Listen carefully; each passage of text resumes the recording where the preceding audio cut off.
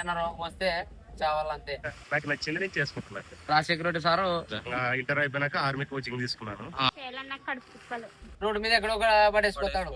అది రోడ్ మీద పోయే మీద పడ్డా కానీ ఇబ్బంది వాళ్ళకి. అదంతా వాళ్ళు చేసిన తప్పుకి. ఎందుకంటే మీకు గలీజ్ ఉంటారు. మా బాధ ఎవరు చెప్పుకోవాలా? హాయ్ హలో నమస్తే, స్వాగతం సుస్వాగతం. బీటీఎస్ కొరియన్ బ్యాండ్ కదండి, గుర్తుపెట్టుకోండి ఇది మన తెలుగు బీటీఎస్ బతికేదేరు స్టోరీస్ లో. ఒక్కరోజు మీలా నేను క్యారెక్టర్ చేంజ్ లో బయటికి తెలియని శ్రమజీవుల కష్టాన్ని తెలియజేయడానికి వచ్చాను. ఈ రోజు అయితే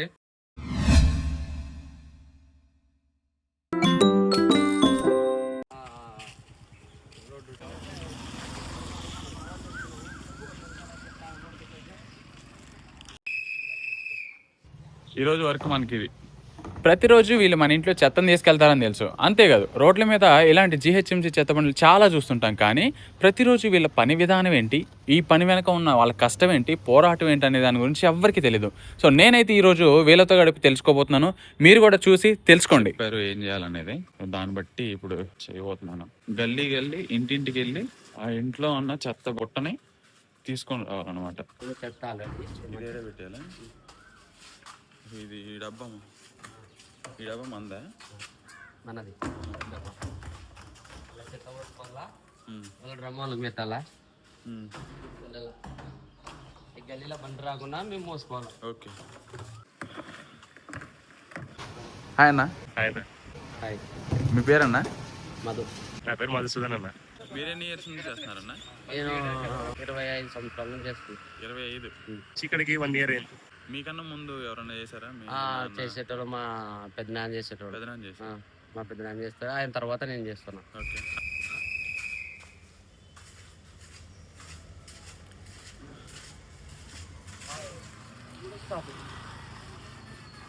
చూసినావు కదన్న, ఆయన చెత్త ఎట్లా చేసిపోయిండో. రోజు బండి 5 గంటలకి బండి తీస్తాము. ఒక 50 రూపాయలు 100 రూపాయలు ఇవ్వలేక తెచ్చి ఇట్లా రోడ్డు మీద పడేస్తారు. ఇప్పుడు ఆయన నుంచి ఎవరన్నా ఎందుకు ఇక్కడ వేస్తున్నావు అంటే బండి వస్తలేదని చెప్తాడు. తర్వాత ఇప్పుడు పొద్దున్నే 5 గంటలకు మేము బండ్లు ఆడ పెడితే ఇంకోటి బండి ప్లేస్ ఇక్కడ ఒకటి ఉంది, ఈ బండ్లన్నా చెత్త వేయకుండా తీసుకొచ్చి రోడ్డు మీద పడేసిపోతాడు. అదంతా వాళ్ళు చేసిన తప్పుకి మా మీద నెట్టుతారన్న. ఇట్లా ఉంది మా పరిస్థితి.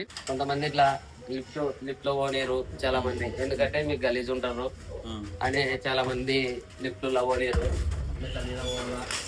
మెల్ల మీద రావాలా, లిఫ్ట్ లేకుండా ఎదికి ఎక్కాలన్నప్పుడు ఎక్కాలన్నా ఎక్కాలా తెచ్చిపోతారు. పైనుంచి కిందకి పంపించరా? పంపిరు. కొంతమంది మెయింటెనెన్స్ ఉండి వాచ్మెన్ ఉండేటి అయితే అట్లా దింపుతారు. కొంతమంది ఏం చేస్తారు, ఇంకా వాచ్మెన్ సంబంధం లేదు, మీరే వచ్చి మీరికి తీసుకెళ్లాలా అని చెప్తారు. అలాంటి వాళ్ళు కొంతమంది మంచి వాళ్ళు ఉంటారు, కొంతమంది చెడ్డ వాళ్ళు ఉన్నప్పుడు నువ్వు మీదకి వచ్చి 10 రూపాయలు ఎక్కువ తీసుకో గానీ లిఫ్ట్ నెంబర్ రాకూడదు. నడిచిపోవాలా, నడిచి రావాలా, మెల్ల మీద ఎక్కాలి, మెల్ల మీద దిగాల. అపార్ట్మెంట్ లో వాచ్మెన్ లేకపోతే ఇలా ఎంత ఉంది కదా, పైనుంచి ఇంటింటికి వెళ్ళి తీసుకొని రావాలన్నమాట. తీసుకొని వచ్చేసి బండ్లో వేసేసుకోవటం.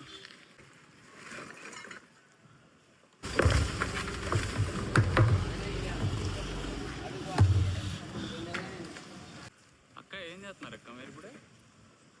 డబ్బాలు, ప్లాస్టిక్, కాటన్ అట్లాంటివి వేరుకుంటామన్నా.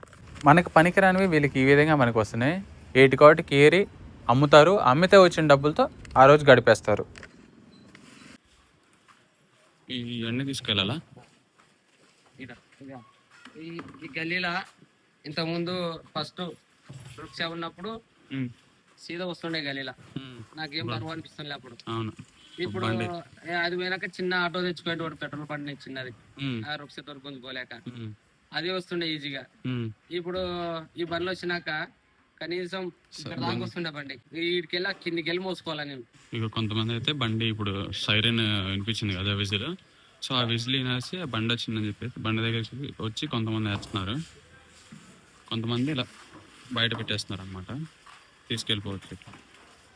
కింద 2004-03లో నేను ఫస్ట్ స్టార్టింగ్ పనికి ఎక్కినప్పుడు ఈ వృక్షతోటే పనిచేసిన అన్న. ఈ వృక్షతో పనిచేసినప్పుడు అప్పుడు 5 రూపాయలు 2 రూపాయల నుంచి ఉండే అన్న స్టార్టింగ్కి వెళ్ళి. అప్పుడు ఫస్ట్ 2004లో రాజశేఖర రెడ్డి సారు మాకు బండ్లు ఇచ్చిండు అన్న గవర్నమెంట్కి వెళ్ళి. అప్పుడు కానీ గవర్నమెంట్ ఇచ్చింది ఈ వృక్షాలు. దాని తర్వాత మళ్ళీ టీఆర్ఎస్ గవర్నమెంట్ వచ్చినాక స్వచ్ఛాటాలు ఇచ్చినప్పటి నుంచి ఆ స్వచ్ఛ ఆటోలతోనే తీసుకుంటున్నామన్నా. ఆ స్వచ్ఛ ఆటోకి ఆ బండి గవర్నమెంట్ ఇచ్చింది. ఆ బండి కానీ గవర్నమెంట్ ఇచ్చింది, సబ్సిడీ ఇచ్చింది. ఫస్ట్ లోడ్ అయితే అయిపోయింది. ఆ డంపింగ్ వెళ్ళిన తర్వాత డంపింగ్ యార్డ్ లోకి ఇది అన్లోడ్ చేసేసి మళ్ళీ రిటర్న్ వచ్చేయాలన్నమాట. మళ్ళీ లోడింగ్ కి అయితే అంత ఎల్ షేప్ తిరిగా అంతే, అంతలోనే ఇది నిండిపోయింది. అసలు అయితే డంపింగ్ యార్డ్ అనమాట. లోపలికి వెళ్తున్నాం. రాటు ఇక్కడ స్మెల్ అసలు బహు దారుణంగా వస్తుంది. అసలు ఎలా పని చేస్తున్నారు కానీ ఇక్కడ చేసేవాళ్ళు రియల్లీ వాళ్ళు గ్రేట్. అసలు మీరైతే చూస్తున్నారు కదా, ఇక్కడ చెత్త వేస్తున్నారు. డంపింగ్ ప్రతి బండి కూడా ఎక్కడే వచ్చి డంప్ చేసిద్ది. ఆ డంప్ చేసిన చెత్త అంతా కూడా ఇక్కడ ట్యాంకర్లు ఉన్నాయి కదా, ఈ ట్యాంకర్లోకి వచ్చేస్తుంది.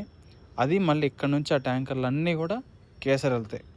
మీరు చదువుకున్నారా? చదువుకున్నా, ఎంతవరకు? ఇంటర్ దాకా చదువుకున్నా. ఇంటర్ అయిపోయినాక ఆర్మీ కోచింగ్ తీసుకున్నాను, ట్రైనింగ్ అంతా తీసుకున్నాను. చేతికి పచ్చబొట్టు ఉందని, టాటూ ఉందని టాటూ ఉంది.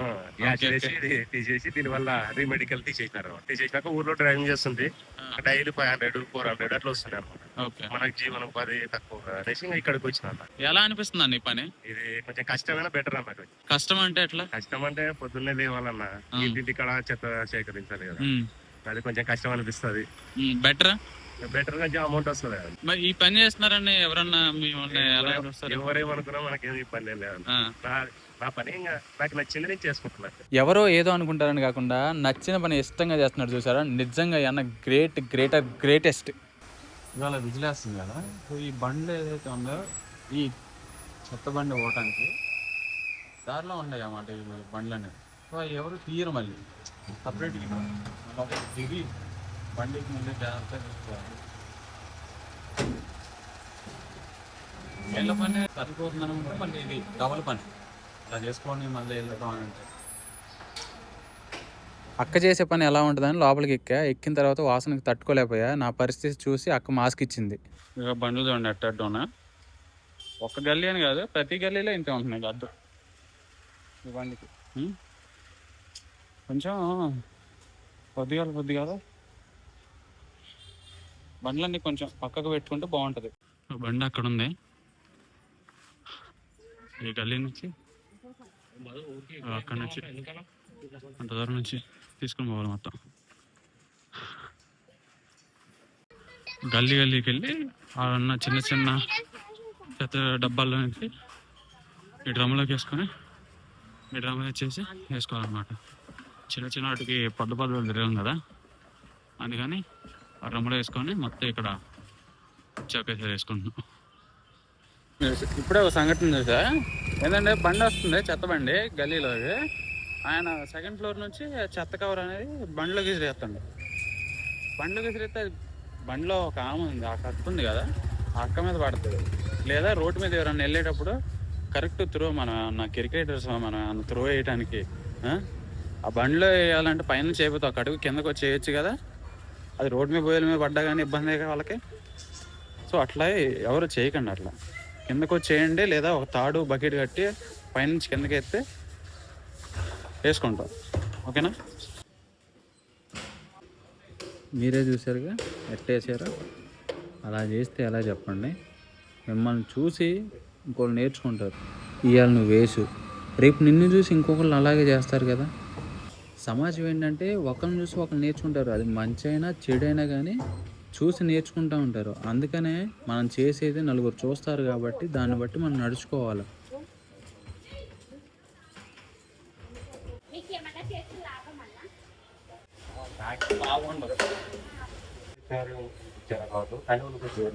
తీసుకెళ్ళిపోయినారు కానీ మా డైట్లో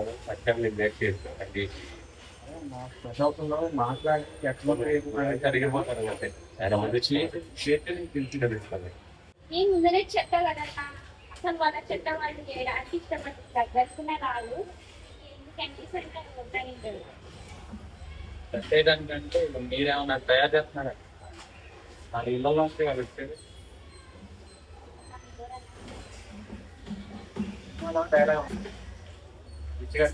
పేపర్ వేసేవాడు పేపర్ అంటారు, పాలేసేవాడు పాలని అంటారు. మరి అలాంటప్పుడు బిచ్చి వేసేవాడినే కదన్నా బిచ్చిగడ అనాలి, మనల్ని అంటారు ఏందన్నా అన్న డైలాగ్ గుర్తొచ్చింది. ఎవరిని ఉద్దేశించి అనలేదు, ఒక్కసారి వీళ్ళ మాటలేనండి. చిన్న పోరోడు కానీ అరే చెత్తోడా ఇక్కడ లో మన మాట చెత్త ఎక్కడ తయారవుతుంది? మన ఇంట్లో చెత్తను బయట ఎత్తే బయట చెత్తను వీళ్ళు తీసుకెళ్ళి ఊరు బయట వేస్తున్నారు. వీళ్ళు చేసే పని సమాజానికి ఆరోగ్యకరమైన ఏం లేదు. విలువలు తెలుసుకోవాలి. విలువైన పని చేసే వాళ్ళకి విలువైన ఒకటి నేర్చుకోవాలి అంతే.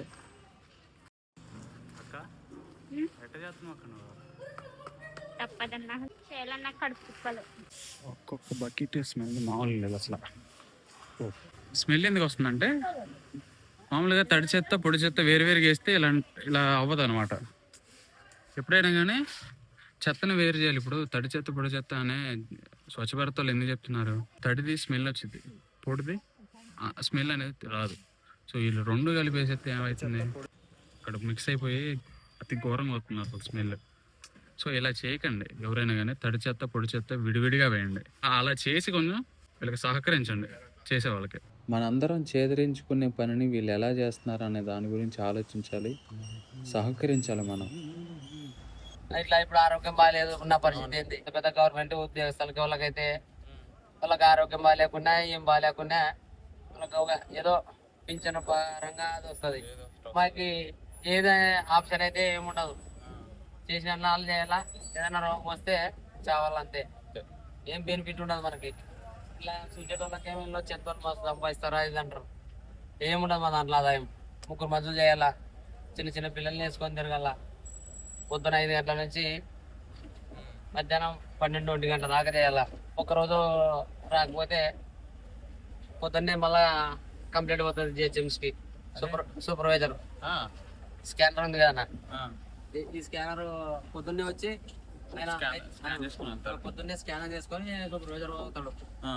మీరు వచ్చారన్న ఆధార ఒకరోజు రాకపోతే ఇప్పుడు సూపర్వైజర్ అబద్ధం చెప్పినా ఇమ్మీడియట్ గా వాళ్ళకి తెలిసిపోతుంది. ఈ బండి స్కానర్ అయ్యలేదు, బండి జరుగుతలేదని. బండి ఖరాబ్ అయినప్పుడు ఆరోగ్యం బాగాలేకను అట్లాంటప్పుడు స్కానింగ్ కావు. 90% హైదరాబాద్ లో ప్రతి బండి రోజు తిరుగుతూనే ఉంటది. కానీ వీళ్ళు 50-100 ఇయ్యలేక కంప్లైంట్ మా మీదనే చేస్తుంటారు. ఆ చెత్త బండి వస్తలేదు, సో చాట తిరుగుతలేదు, మా గల్లీకి వస్తలేడు అని మా మీదనే కంప్లైంట్ చేస్తారు. కానీ మా బాధ ఎవరు వినరు. సార్ మేము రోజు వస్తున్నాము, పొద్దున్న 5 గంటలకు వస్తున్నాం అంటే మా బాధ నాదుడే లేడు. మీరు వచ్చే టైంకి వాళ్ళు ప్రతి ఒక్కరు ఉంటారని ఏముంది? అట్లా ఆఫీసులో పోయినా ఇప్పుడు మీరు చూసినావు కదా, గేట్ వాళ్ళు గేట్ ముంగడ పెట్టిపోతే తెచ్చి మేము వేసుకుంటాం. ఇలా పెట్టాలి బయట. అలా పెడితే వాళ్ళు పొద్దున 5 నుంచి 12 లోపల ఎప్పుడు వచ్చినా వేసుకుంటాం. కొంతమంది ఏం చేస్తారంటే ఓనర్స్ కుక్కలు గుంజుతాయి, పిల్లులు గుంజుతాయని ఆ ఓనర్సే సపోర్ట్ చేయరు. ఇక్కడ లోపల పెట్టకు చెత్త, నువ్వు ఆఫీస్ పోయేటప్పుడు ఎక్కడైనా పడేసిపో అంటాడు. రోడ్డు మీద ఎక్కడో పడేసిపోతాడు. ఆయన ఏమంటాడు, మా గల్లీకి టయానికి బండి రాలే, మేము పండుకున్నాము, మా పండుకునే టయానికి ఆయన వచ్చిపోయింది. అప్పుడే ఆయన ఒక ఆయన చెప్తాడు. ఒక ఆయనేమి మధ్యాహ్నం 2 గంటలకు లేస్తాడు. లేచి మాకు బండి రాలే అంటాడు. అక్కడ ఓపెన్ పాయింట్ దగ్గర పోతే ఎందుకు రాలే అని అంటే మన మీద ఉండే వాళ్ళు ఏం చూడరు. వెనక బండి ఎందుకు తిరుగుతలేదు అదే ఇటు వచ్చినాడా లేదా, బండి స్కానింగ్ అయింది కదా, బండి వచ్చిందా అనుకోరు. నిజంగా స్వచ్ఛాట తిరుగుతలేదు అని మా మీదనే కంప్లైంట్ ఉంటుంది. ఎటు పోయినా మా మీదనే కంప్లైంట్. ముందు పోయినా కంప్లైంట్ మా మీద, వెనక పోయినా మా మీద కంప్లైంట్, వెనక పోయినా పోయి అలా ఉంది మా పరిస్థితి. మా బాధ ఎవరికి చెప్పుకోవాలా? ఎవరేమనుకున్నా కానీ మీరు చేసే పని ఎక్కడ ఉంటది. ఎవరు కనపడకపోయినా ఇక్కడ ఉంటారు. Okay, thank you. ఓకే.